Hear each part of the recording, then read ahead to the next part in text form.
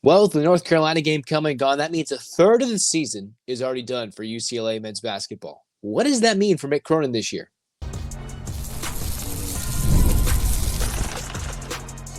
You are Locked On UCLA, your daily podcast on the UCLA Bruins. Part of the Locked On Podcast Network, your team every day.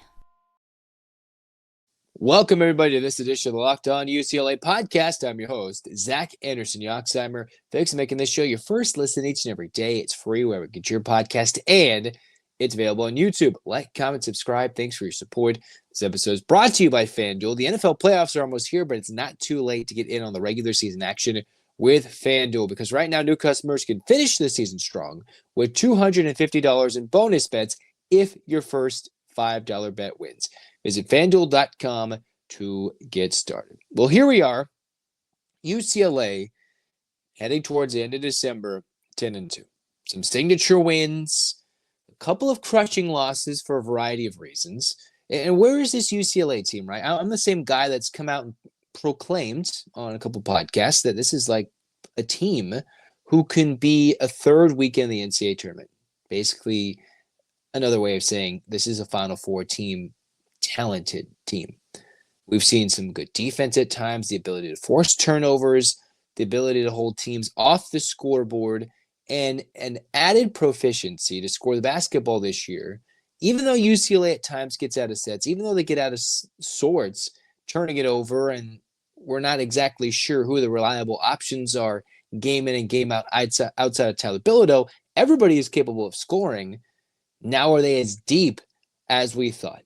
UCLA right now 10-2. Could easily be 11-1 if they decided not to choke away a 16-point second half lead with about 13 minutes to play against North Carolina. That'd been a huge win. You're sitting there instead of 10-2, 11-1. You're knocking on the door in a potential top 15, top 10. Well, they didn't. So now UCLA waits and they play Gonzaga. Another clash of styles, a program that has flat out dominated this rivalry of sorts, turning into a West Coast basketball. And the Bruins are going to face another team that likes to score in a variety of ways, where UCLA will have to find the mismatches offensively while holding the opposition down with some strong defense. What did they do against North Carolina that was so good?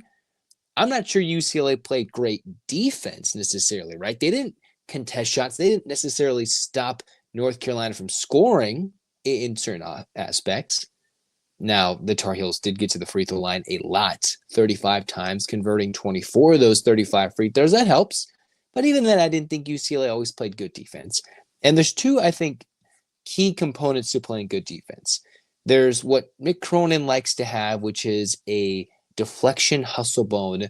Who can get the most deflections, blocks, get your hand in the passing lane, steals, all that jazz together. That makes UCLA a pretty lethal defense. But there's been times when the opposition, when they avoid a turnover in offense, can come in and score relatively easily at times. So far this season, the opposition is shooting 39%, but you have to think how many of those games were the cupcakes UCLA had scheduled earlier in the season at home, a bunch of mid-majors, UCLA unbeaten at home, as they should be. On the road, a true road game against Oregon, a true road game against Washington. They won those, but away from home, our neutral site games, UCLA is so far 0-2. Losing to New Mexico, losing to North Carolina in different ways, right? One was the Bruins' inability to close the game out. The other one was UCLA's inability to handle size. And that's one of the weaknesses Mick Cronin somewhat addressed preseason. I'm really worried about the 5 spot, is pretty much what he was saying heading into this season, which maybe could have given us a little bit more insight about, maybe he's not so high on William Kyle III heading into the season. And to this point, what I thought preseason, him starting, has not been the case. Now, I thought he had one of his better stretches of play against North Carolina, came in, a couple of dunks, some manly dunks, shoving it down poster style on these Tar Heels, who are not big, leading to a super, super opportunity for a guy like Kyle to dominate against an undersized Tar Heel squad. 6.6 rebounds isn't dominating, but I thought he played really well. Adayamara hasn't clicked, and he has the tendency, as Mick Cronin likes to say, to shuffle his feet and his left-handed hook shot because he can turn away and get to that left-handed baby sky hook. Hasn't been falling with consistency, and maybe once it does, he might see more playing time because the Bruins are going to face so much more side setting. They're going to play Oregon again. They're going to go play Michigan, who's got a couple of 7-footers in the starting lineup coming to town. A lot of 7 feet, a lot of height is coming up for UCLA on the schedule. Whether it's facing a Gonzaga team that likes to score the ball or facing all these Big Ten teams that, had been led by the Zach Edey-led Purdue teams. Not the case anymore, but they still like to get their big 6'10", 6'11", 7-footers that could spell UCLA trouble. Now, what are they this year? This is a really good basketball team. This is a team that I'm very confident is capable of competing and contending in the Big Ten. Mick Cronin's teams tend to compete. They always compete. His worst season at UCLA, they were 16-17 with a lot of youngsters, a lot of newcomers and new roles after a Pac-12 winning season, a team that was capable at its full health, full strength of winning the national championship the year before. The youngsters came in, didn't really work. We saw a lot of people leave, and then Cronin went out and got talent guys who can get buckets, and it's largely been the most consistent guy, Tyler Bilodeau. The unsung hero has been Eric Daly Jr., who Mick Cronin had said after that North Carolina game got hit in the face, wasn't himself, and was a non-factor in that game. One of the few times in a big game where Eric Daly Jr. has not been a big factor in these games, other than, where he had his breakout moment as a Bruin against Oregon, 19, 20 points, only missing one shot. And the question was, why can't he get off the bench? Because he couldn't play defense. Bilodeau was absolutely fantastic, even better than Daly was in that game against Oregon, but he got into foul trouble early, a tendency that's plagued him from his Oregon State playing days. Now, is UCLA ready to win a national championship at this moment? No. But neither was that team who UCLA fielded a few years ago that made it to the Final Four. They weren't ready in December. Now, obviously, the season was pushed back, COVID, a lot of different factors for that season. I don't think that UCLA men's team from a couple of seasons ago was ready to compete in December. But we've seen flashes of what makes UCLA dominant. They can force you into turnovers. They can have you play careless basketball, and at times can close out really well and frustrate their opponent, Power 5, Power 4, mid-major, into taking bad shots, making bad decisions. And the Bruins have been so much better this year, arguably than more of UCLA's teams that have been had by Mick Cronin in his tenure at Westwood, of not just forcing turnovers, but turning those directly into points. I think this is one of the more fun scoring teams, right? Now they had the options like the Hawkeses, the Juzangs, the three-point shooting like David Singleton had his super senior year. But I think this team, as they currently sit 10-2, averaging just a shade under 80 points and only allowing 58 points per game in their first 12. So what was their nation's leading scoring defense is dropped to top 10. So a team that is very capable defensively, although they do have to shore up the moments when they play the other team in games where it's just a layup fest, or the other team can have wide open 3-point shooters. Now, North Carolina is not a team that has made a lot of contested threes or open threes. Neither did Arizona with their 3-point shooting numbers, but the teams that have been the Arizona and North Carolinas of the world have found ways to successfully have one or two players. Like a Prairie View A&M had a guy or two go for 3. That's going to hurt UCLA if they can't defend the 3 against a team that can shoot it really well or has a shooter that can get loose. All right? So the scoring is up. The defense is better than last year for sure, but I still think, despite what the stats say, there is much room for improvement, and that's scary. Because they've been able to force anybody into turnovers. Anybody looks stupid and still keep themselves in games respectably, like that New Mexico game where they should have been walloped by 15 or more. They only lost by 8 by the final score. And their defense is going to keep them in just about any game regular season, conference tournament, or NCAA tournament team. Because this team is clearly a tournament team, barring a super bad injury, barring some clear collapse that I don't think this year's team is going to have. Last year, yeah, they had stretches where it's like, oh my goodness, what are they doing? This year, no, they're really good. They're going to go to a tournament. And I don't want to sell my expectations short. I still think this team is capable of going on a run. They have shades of what Mick Cronin wants to build his team, what he's aimed to build it, just like previous years. They have guys like a Bilodeau, who I think this March could turn into a Johnny Juzang moment, where Juzang was making every bucket. Bilodeau could have that same type of flavor. Now Daly could have a Cody Riley style impact on this team, except he's got the ability to spread the floor a little more. He's not going to hit a lot of threes all the time, but he can spread the floor and hit a couple at a time, which is huge for a team that could not shoot last year. Now, the backcourt depth, that's been something I've wondered how that'll play out moving forward. We'll talk about that next on Locked On UCLA.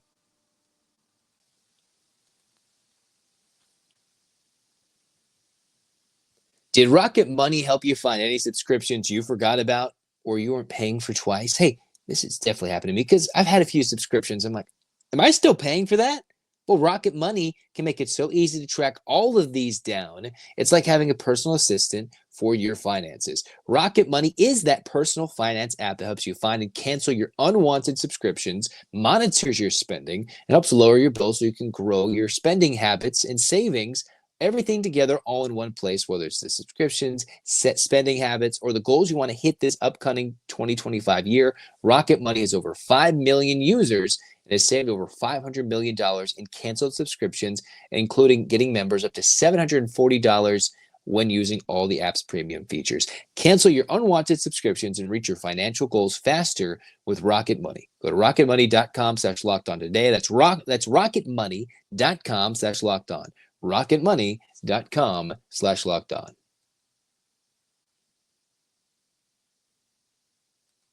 Okay. So what's about to be this team that was, I believe, supposed to have some of the deepest backcourt play in the country in terms of fighting for playing time and everything. Now, after Dylan Andrews has had a couple of no-show performances, he has had arguably the biggest shot of UCLA season, banking in a three on a broken play where he slipped, came in and made something out of nothing that helped lead to UCLA's biggest win of the year at Oregon. Dylan Andrews, you look at him, he missed a couple games due to injury, started every game but one, 25 minutes, sits here shooting 48%, 38% from three, so much improved from a team last year that couldn't shoot at all. Hasn't had a lot of free throw opportunities and has a little under 9 points. And I think that's a bit disappointing for what Dylan Andrews was meant to bring to the table. And another thing with that big turnover at the end of the North Carolina game, Dylan Andrews has 21 turnovers to 30 assists. So it's not exactly a 1 assist to 1 turnover ratio, but those numbers could be a bit better for somebody who is supposed to be that floor general starting point guard that showed flashes of really good potential at the end of last season, whether it was beating Oregon State, the opportunity to get to the bucket in a late game scenario, a la, the Tyus Edney moment. He has ways when he has that mid-range J going that he's unstoppable, can cut through the lane, get to his spot, just like Sebastian Mack can get to the paint almost any time when he's really going good north and south. Dylan Andrews is going great when he can find that baseline J, that mid-range, pull up from the right elbow and knock it down. That is Dylan Andrews' game. Now, it's been good to see his three-point numbers improve to where it's at 38%, but there's still more to be wanted. Now, Sky Clark, he's had a pretty slow start, but we could see why Mick Cronin likes to have him in games for so long and start, because once he left, and now that he's starting, I think, to figure out his role in this offense, had a strong performance a couple of games ago, 9 points against North Carolina. I think the third leading scorer for UCLA behind Bilodeau and Sebastian Mack in this game. He just has a confidence in the ability to handle the ball that, despite his low scoring numbers right now, 6 points per game, 34% from three, he brings a calm presence for Cronin on the floor. if he still doesn't trust Dylan Andrews. But I did hope Sky Clark would have a bit more scoring-wise. I wish he could shoot more, get more involved. His numbers should be closer to 10 points per game. Not how they've played so far, but after a cold shooting stretch to start his season, I'm hoping he can blossom into something that is truly transformational come Big Ten play. Then you look at the Kobe Johnson-Lazar Stefanovic debate. Kobe Johnson was supposed to come in here and force Lazar to lose his spot. And Johnson has been everything about it defensively. Now, maybe a couple things he could change, but contests, the ability to steal, to read passes, to lead UCLA on the break when he steals those passes, and just the physicality he brings from a guard spot, hybrid 2, hybrid 3, that he just looks like Jalen Clark a year or two before Jalen Clark truly developed his offensive game. And unfortunately, Johnson's just not going to have that time because he's run out of college eligibility after this season to become that offensive player. He hasn't shot the ball well. He's shooting 25%, averaging 7 points per game, but he's not the offensive player that UCLA might need in that spot. So does Mick Cronin truly value Kobe's ability to defend? Does Stefanovic come in and bring more offense in there and that force Kobe to sit? Because we did see Kobe get pulled to the bench after a couple of things happening in the North Carolina game. I just think he's so dominant defensively that he just can't lose his starting spot. But if UCLA is in a pinch, if they're in a bind, Stefanovic will come in, and he's been really good shooting 42%, limited opportunities, the one clutch free throw shooter pretty much on the team, 11 for 11, 5.8 points per game. That's a guy that with his limited potential and 16 and a half minutes per game could earn playing time in a key UCLA Big Ten game, a tournament game, where his 15 points could be the huge difference for UCLA earning that better seed in the tournament, earning a better spot in the Big Ten final standings, earning themselves a second-round berth to the Sweet 16 Elite Eight if they go that far. Stefanovic is like that little hidden glue guy where if he comes in, can be something spectacular. And then you've got Trent Perry, who I've liked so far as a true freshman, and Cronin's worries about how a true freshman will play, and his trust of him is high, but still pretty low after last year's campaign with a lot of freshmen. He's not going to trust freshmen after last year. And he's given Trent Perry opportunities, and you see the youngster still growing. I still think Trent Perry's best moment is still ahead of him this year against bigger and better teams, but I could see his time slowly decline as the season goes on, at least for this first stretch from the end of Gonzaga heading into the beginning of Big Ten play. Unless there's a lot of beatdowns, I could see that happening. Now, the big debate is, what's it going to take for Sebastian Mack, who's only playing 20 minutes per game, to get in the game more, to start? He's averaging 10 points per game. He's just behind Daly, who's been really good, but non-factor in the North Carolina game. Bilodeau, who averages 15 points per game. Sebastian Mack has been the guy technically shooting the ball a little bit better. He shot and hit a couple of threes against North Carolina, shooting 44%, one of the toughest driving guards, hard-nosed guys that almost got the bucket for the win for UCLA against North Carolina to get that little teardrop to fall, or the big bucket they needed to move that game forward. And he's confident with the ball. Cronin is clearly wanting him to be that sixth man. And at what point are we going to see Dylan Andrews and Sebastian Mack flip-flop in the lineup? You move Sky Clark to the 1, you move Sebastian Mack to the 2, and then Dylan Andrews is that guy coming off the bench trying to earn his starting spot back.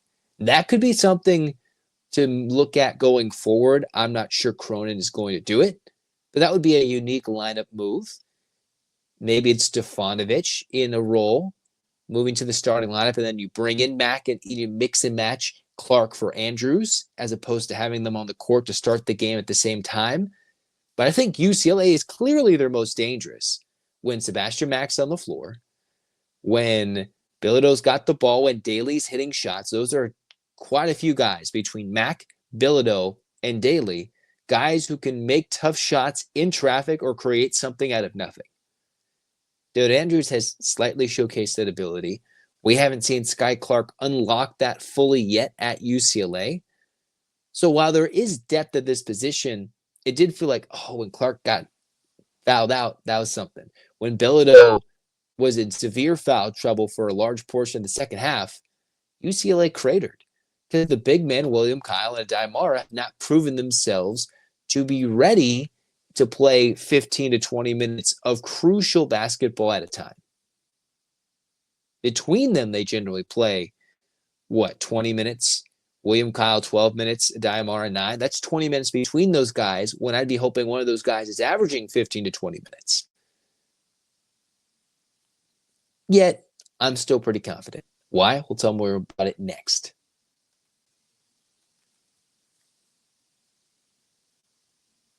The NFL playoffs are almost here, but it's not too late to get in on the regular season action with FanDuel, America's #1 sportsbook. Right now, new customers can finish the season strong with $250 in bonus bets if your first $5 bet wins. Again, FanDuel has so many ways for you to pick up a W, whether it's betting on which player is going to score a touchdown in a game and see how many points will each team score. It's thrilling when working with FanDuel. All right, so just visit FanDuel.com to join today. Again, that's FanDuel.com for a chance at $250 in bonus bets. FanDuel.com, you win your first $5 bet, and you now have a chance to win $250 in bonus bets. Make every moment more with FanDuel, an official sportsbook partner of the NFL. Why am I confident in this team? Why am I, am I down? Am I high? What's this vibe right now as we head into the holiday season, the Christmas holiday, everything? The thing Mick Cronin always tends to do by the end of the season is the team is playing its best basketball. Even if they've played terribly right before it, even if there's an ugly stretch of blown basketball games where they've been up 10 or 15, we've seen the Arizona game haunt them last season. We've seen this North Carolina game, a huge stepping stone into elite territory this season, and they fell a little bit back. But Cronin always seems to get the best out of his players, whether they're better or they're not, once the turn of the calendar hits. The defense is there. While there are some tweaks, there's some hopes. The liability defensively and offensively, because of the lack of a true big man, does hurt UCLA. But the forced turnovers, that translate the heart, the hustle, and the scoring are all there. Things that UCLA didn't have last year. And their worst team under Cronin was a 16-17 team that was still capable of hanging with some of the toughest teams in the country on neutral floors, like Marquette, like Gonzaga, at Arizona, last year's Pac-12 winning team. That was his worst team he's had at UCLA. Now, what UCLA can put together with a much better roster, one that resembles more of a Pac-12 winning team a couple years ago, that looks more like the teams that went on the Sweet 16 runs, the Final Four runs, having different looking characters but might fall into the same roles if they go on a run, they're there. Now, the one thing I do worry about is that UCLA is absolutely one of the worst free throw shooting teams in the country. Out of 355 teams listed on NCAA's website for stats, the Bruins, out of 355 teams, sit 262nd in free throw shooting. One of the worst teams in the country, shooting 68.5%. That's just not going to fly if the Bruins want to win and close out games. So the one thing Cronin's bugaboo has been closing out games. In recent years, big road games, big leads early, holding on to those big leads. And now basketball's games of runs, back and forth, the ebbs and the flow of a game. What do the Bruins need to do? Hold on to a lead. It was guaranteed based on how North Carolina plays. UCLA was going to hold on to a 10-point lead, 12-point lead for a large portion of that game, which they absolutely did. North Carolina would come back, UCLA leads. North Carolina comes back, UCLA leads. But Bilodeau gets all those points, and what a wasted performance for UCLA not to get that win when he was playing so well. And even when the whole team wasn't largely playing well offensively, the Bruins still should have beaten a pretty decent team, pretty good team, away from home all the way across the country. And there's no Big Ten team I sit here fearful of. UCLA went to Oregon and won. Maybe that's the benefit of playing those early games in December as opposed to a January, February matchup in Eugene when they're more in basketball mode as opposed to the fan base being in football mode, caring about their team right now, UCLA has one of the strongest wins because Oregon's gotten out and beaten all these teams. Bruins said, we'll beat Oregon. It's always a sneaky, tough game to go to play Washington. They beat them at home. They still got to go to Seattle. A crucial section of the schedule that I think will be coming up. Obviously, you're going to look at the Nebraska game. That's huge. Michigan is going to pop out to you because that's a big, tough game in early January. But the section of January into February that I'm somewhat worried about is UCLA going to Seattle on a Friday night, late 8 p.m. tip. They come play Monday night against USC, an odd night to play a USC team in Galen Center. 3 days later, host Oregon. A couple of days later, host Michigan State and Penn State. Some sneaky tough teams in some of those games. Michigan State always tough. Penn State, I think, a really sneaky good team. And Oregon, after an emotional USC game, regardless of how good or bad the Trojans are playing under their new head coach, Mick Cronin has almost always struggled. So that is a crucial section where we'll learn a lot about this team. Yes, Rutgers will be tough at Maryland, Michigan. We'll learn a lot about that team. But look forward to, after the Gonzaga game, in a month from now, where the Bruins are currently 2-0 in Big Ten play. Let's not forget about that. 10-2 and 2-0 in conference play, where they are in those games. Because that is one of the tougher stretches. With the travel already happened, how are the Bruins responding to some adversity that Michigan game will bring? A Rutgers-Maryland road trip will bring a lot of emotions from the East Coast fans before the Bruins come back west and play some tough Big Ten teams coming west for the first time ever in conference play, that far west. Yet this team is going to have a lot of fun. Packed out arenas. I wonder what Pauley Pavilion is going to look like. Final Four team, I'm cocky. I'm confident. I think Cronin can get this ship righted. 10-2. This team only had their 10th win in February last year. Schedule, albeit, has been so much easier to this point, but they've also got a bigger couple of wins, and they have looked a lot more consistent than last year's team was with a more youth-infused roster. I'm excited. This team is going to make the NCAA tournament. They will contend and compete in the Big Ten regular season and should at least get to the Big Ten tournament semifinals, if not get to a championship game, and will certainly get themselves into a second weekend and be in the thick of things, hopefully deep for a third weekend NCAA tournament bid. Travel will be gone. NIL, everything. The Bruins have the staying power. It's just a matter of Cronin is going to make adjustments to his lineup, or if he's going to get these guys playing the right way with the lineup he wants that he's been utilizing this whole season thus far. Until then, that's why you should stick with Locked On UCLA. Like, comment, subscribe. We'll react after the Gonzaga game. Next episode, we're going to talk more UCLA football. Of course, they got recruits. We're going to talk more about who they might not get, who they're going to look for if they don't get those guys, and the guys who have come in and committed. And that is your next Locked On UCLA episode. Until then, hands up, Bruins fans. 8 clap time, baby. And 1, 2, 3, 4, 5, 6, 7, 8. UCLA. UCLA. Fight, fight, fight. This has been Locked On UCLA. Zach signing off. Go Bruins.